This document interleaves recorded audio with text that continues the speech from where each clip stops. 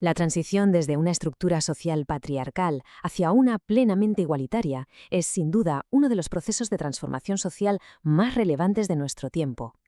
En este análisis vamos a adentrarnos en las jerarquías históricas para comprender de qué manera han condicionado el desarrollo humano en función del sexo. Para abordar esta cuestión, seguiremos una estructura que podría asemejarse a un diagnóstico. Primero, observaremos el síntoma a través de las cifras concretas de la desigualdad. Después, profundizaremos en las raíces del sistema, es decir, el patriarcado. A continuación, analizaremos su manifestación más extrema, la violencia, para concluir con lo que sería el tratamiento, las claves y estrategias para el cambio.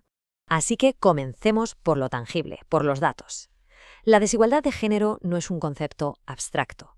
Es una realidad con consecuencias materiales y económicas que se pueden medir y que, como veremos, se reflejan con una claridad meridiana en los indicadores. Y aquí tenemos el gran titular, el síntoma general del problema, un 34,3%. Esa es la distancia que, según estimaciones, todavía nos separa de la paridad total en España. Es un dato contundente que nos obliga a preguntarnos, ¿de dónde surge exactamente esta brecha?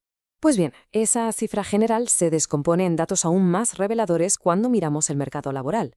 Vemos una diferencia de casi 10 puntos en la tasa de actividad y un nivel de paro significativamente más alto para las mujeres.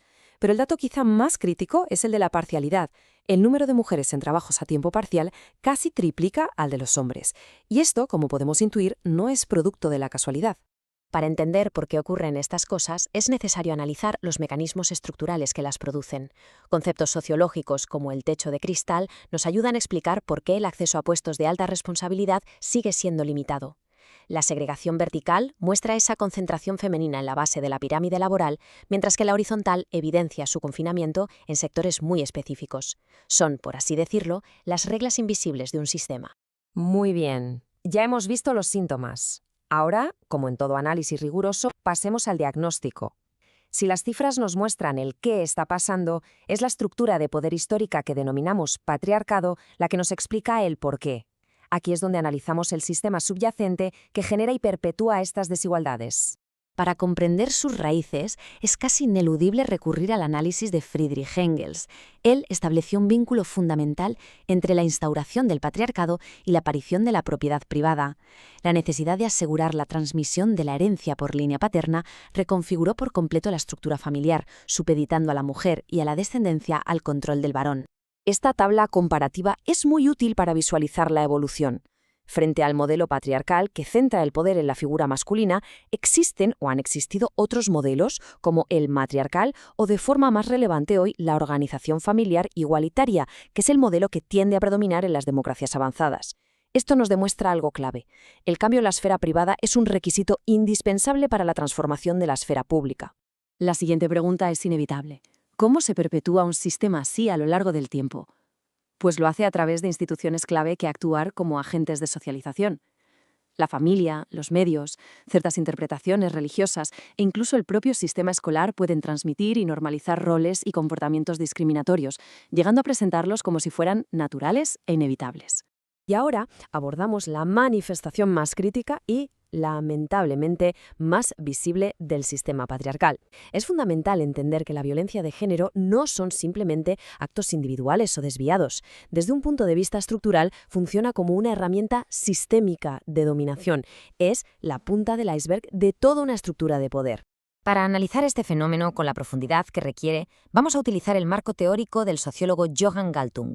Su famosa tríada de la violencia nos va a permitir desentrañar las capas interconectadas del problema, yendo mucho más allá de lo que se ve a simple vista. Aquí vemos el desglose del modelo. La violencia directa, la agresión física, la verbal, es la más visible. Pero, y aquí está la clave, esta se apoya en una violencia estructural, es decir, la desigualdad de poder, la falta de oportunidades, y se legitima a través de una violencia cultural, que son las ideas, los valores, los prejuicios que la justifican o la minimizan. El punto crucial de este análisis es que para erradicar la primera, es imprescindible desmantelar las otras dos. Y el impacto de todo esto es, bueno, los datos son alarmantes.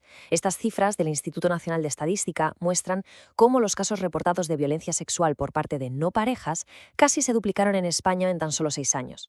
Es un indicador de que, lejos de disminuir, esta manifestación directa de la violencia se está haciendo cada vez más visible. Aquí tenemos otro dato que ilustra la dimensión de género de esta violencia de una forma demoledora: la trata de personas. La tasa de víctimas mujeres es abrumadoramente superior a la de los hombres, y la finalidad principal es la explotación sexual. Esto evidencia una conexión directa entre esta forma extrema de violencia y las estructuras de poder de género.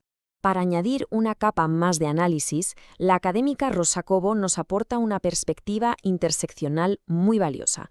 Ella argumenta que en fenómenos como la prostitución forzada no solo encontramos violencia de género, sino que ésta se cruza y se potencia con la violencia económica y la violencia racial, generando así una triple vulnerabilidad.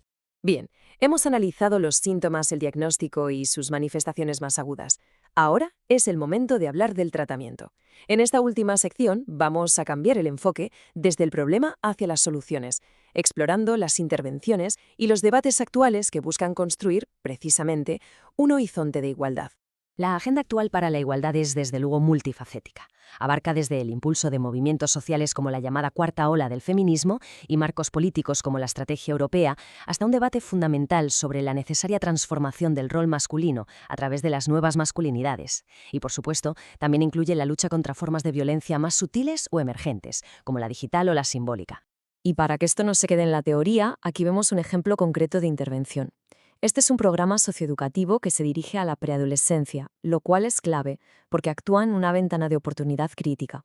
Su objetivo es desarticular mitos como los del amor romántico que a menudo justifican el control y fomentar estilos de comunicación basados en la negociación. En definitiva, ataca la violencia cultural desde la base. Y en el centro de toda relación equitativa, en el corazón de este cambio de paradigma, se encuentra un concepto fundamental: el consentimiento. La definición es clave, y quiero que nos quedemos con ella. No es la ausencia de un no, sino la presencia activa, clara y entusiasta de un sí. Es una decisión explícita, no una suposición. Vamos a verlo de forma práctica, que es donde a veces surgen las dudas. El silencio no es consentimiento. La duda o el miedo, tampoco. Un punto vital es que es reversible. Un sí se puede retirar en cualquier momento. Y dos notas, legal y éticamente cruciales. Una persona bajo los efectos de alcohol o drogas no está en condiciones de consentir. Y por último, insistir después de una negativa no es persuasión, es coerción. Y finalizamos este recorrido con una pregunta abierta, una pregunta que en realidad resume el desafío central al que nos enfrentamos. Porque para desmantelar la violencia cultural y la estructural, no basta con proteger y reparar a las víctimas. Es imprescindible interpelar a quienes, a menudo de forma inconsciente, sostienen el sistema. Así que la reflexión final que queda en el aire es: ¿qué rol deben asumir las nuevas masculinidades en la renuncia activa a los privilegios que se heredan del patriarcado?